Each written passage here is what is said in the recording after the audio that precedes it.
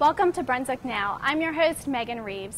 Fall is underway and there are many great events in Brunswick County. Today we will be speaking with representatives from Communities and Schools, the Holden Beach Merchants Association, and the Brunswick Little Theater. Stay with us for the next half hour as we bring you Brunswick Now.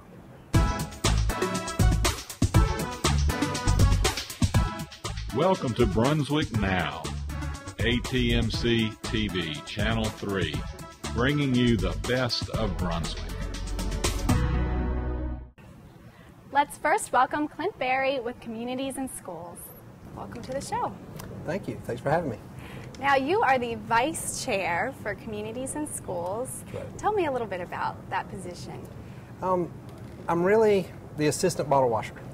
Yeah, I support the chair and her functions, and in general provide time resources to communities and schools, just in do whatever needs to be done. Right. Now, you all have a lot going on throughout the year, different fundraisers and events. What are some of your main events that you have? A lot of fundraisers. Really, the fundraising kind of is ongoing year round, with the exception of the gala. The other events we have are the Big Toy Drive, which is big toys. It's a lot of trucks and emergency gear and whatnot for the kids and families to go out. It's sort of a fair day, but with lots of big trucks and equipment. Next we have the Princess Ball, which is really popular. It's a great event. Mostly it's for young girls to participate with their male parent, their father, guardian, for some quality time they don't always necessarily get. Makes for a good day. Yeah. And so Communities and Schools, a lot of people in the community have heard the name Communities and Schools. Right. What exactly is Communities and Schools? That's a good question. Communities and Schools is a nonprofit organization that is focused exclusively on the well-being of children.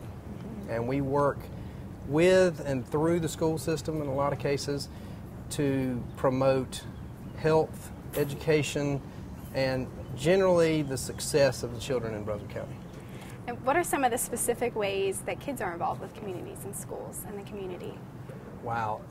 The kids are really the heart of the Communities and Schools program. So they're involved, by its very nature, they're involved in everything that we do. At the older end of the spectrum, we have teen court, where the teenagers, and peer courts, where the teenagers are involved in the entire process. Okay. They prosecute, defend, they run a court system in and of themselves that really doles out justice at a younger grade level. Of course, teen court involves a judge and is a little more sophisticated, a little more serious crimes. The children are older, but they're still involved, and it allows those kids who are on the verge of making mistakes, maybe taking a wrong path, and getting them back on track without it hurting them in a permanent way, legally. And it also exposes students who are involved in the process to what the legal system's about and how it works. I mean, it's just a great all-the-way-around program. We have, at the younger levels, we have the after-school programs, and the dropout prevention is, a lot of stuff happens at the older grades because that's where you start running into hazards, problems with them finishing school and things. But at the younger level, it's the after-school programs where the kids go and they do activities, and it's not at all the schools, but where it is, we have a huge participation. And let's see, we've got parent education, where we bring parents in to teach them some basic skills and parenting skills, because everybody who's a parent knows it doesn't come with a manual. So that's right. they provide you with a pamphlet, at least a guide of how to do some of the basic things that you need to do as a parent. So it's been a very successful program for us as well. And we continue to grow the programs, although it's times of reduced funding and the like. It's been a challenge, but we've managed to maintain those core programs with which are all kids-based. Right.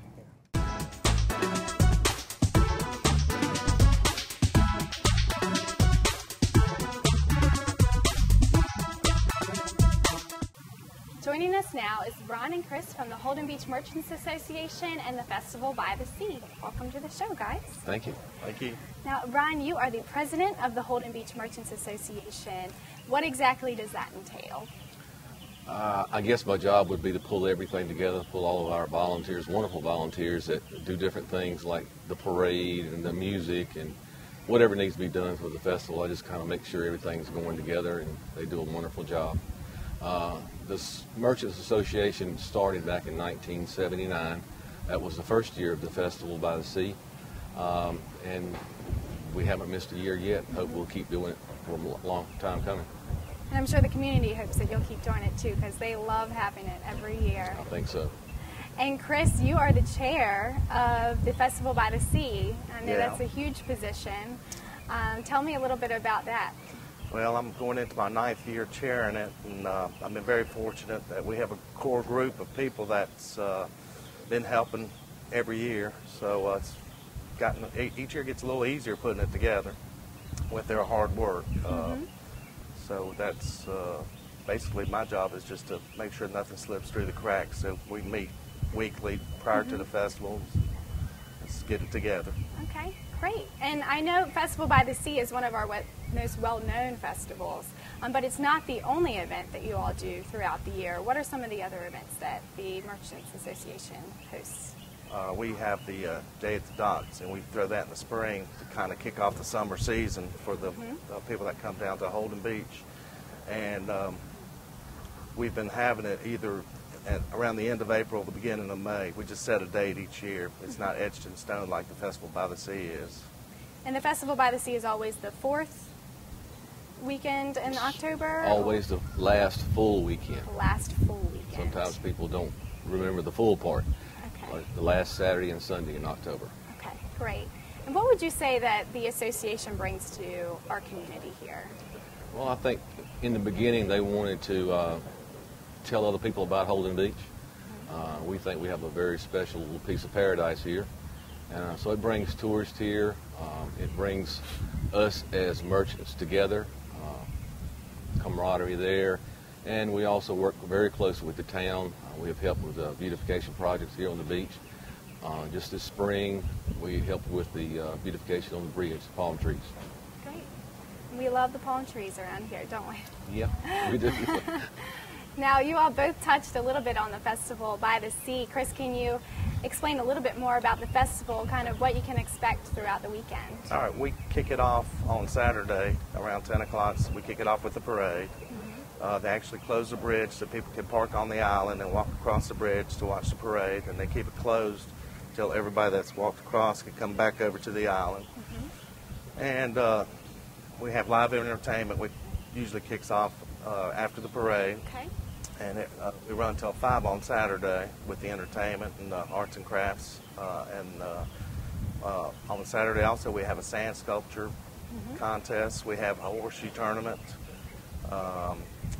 Lots of food, of course. We have the local flair. We have seafood and from around the area, and then we also bring in some. We have Greek food and Thai, and of course your stuff I hate, the funnel cakes and the ice cream and all that. The yummy, yummy food, right? The typical unhealthy fair food. Right. Diet food.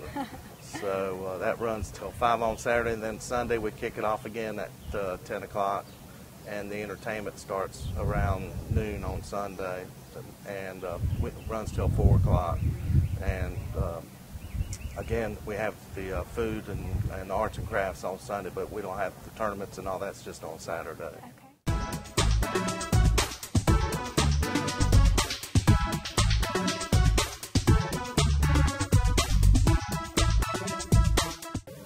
Joining us now are Debbie and Tom with the Brunswick Little Theater.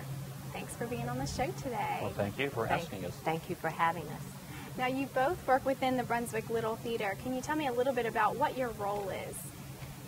I'm president of the organization. I do the publicity, sometimes in shows and sometimes in direct shows. Okay. And I'm a board member. I'm a past president, and I founded the children's division, the Stage Struck Players. Okay. And I assume you both have a great interest in acting and drama, and that's kind of what got you into the Brunswick Little Theater. Yes.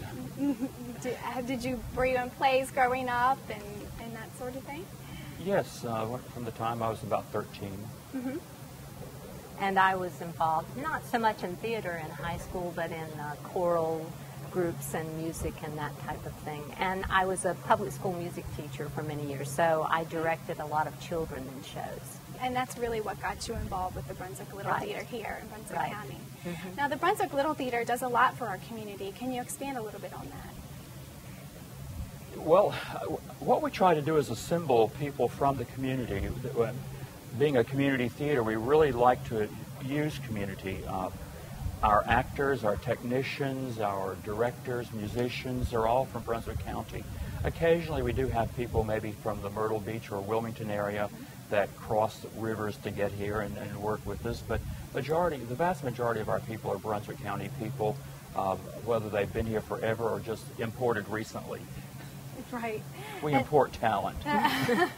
Most people in Brunswick County tend to move from other areas as well. And what would you say is your favorite part about working in the theater? And I'll start with you, Debbie. Well, I really enjoy the children's group that I started. I enjoy the process of theater, the learning and the growing that takes place during rehearsal and picking up a script for the first time and then reading it and thinking as a director, wow, how am I going to make that happen? Because every time you pick up a script, when you start reading it, you have to figure out how you're going to make certain aspects work stage-wise. And with children's works in particular, they border on fantasy, and there's always some kind of stage magic that seems to happen. And you know, we're not like Disney. We don't have thousands and thousands of dollars, so we have to try to figure out how we're going to make a certain magical thing happen for our audiences and so forth. So I find the process really fun. And Yeah, how do you do it for $1.20 as opposed to $3 million? That's right. That's right. And Tom, what would you say is your favorite part about working with the I like taking, like Debbie said, taking a script and looking at it from the beginning and saying, now what can we do with this to make the best show possible? And then I come up with this vision of what I want, and I try to share that vision with my staff and my crew and my actors. But my very favorite part of all is working with the actors, helping them.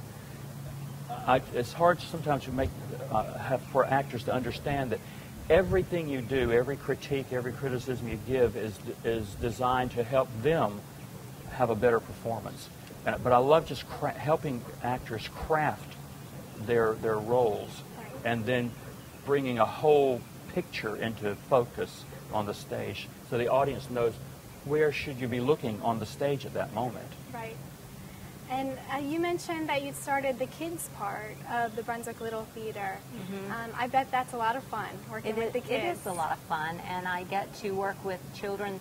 Sometimes I work with them over many years, so they grow, and I may start working with them when they're in middle school, and then I've had a lot of kids that kind of stick with stage struck through seniors in high school, and I let the older kids take over some jobs. Like a couple of years ago, I had a student who worked with me for years who helped, was the assistant director. So I like for them to have experience not only on stage, but also back of stage too. So it's fun. It's my bliss. I get lost during rehearsal, you know, working with the kids.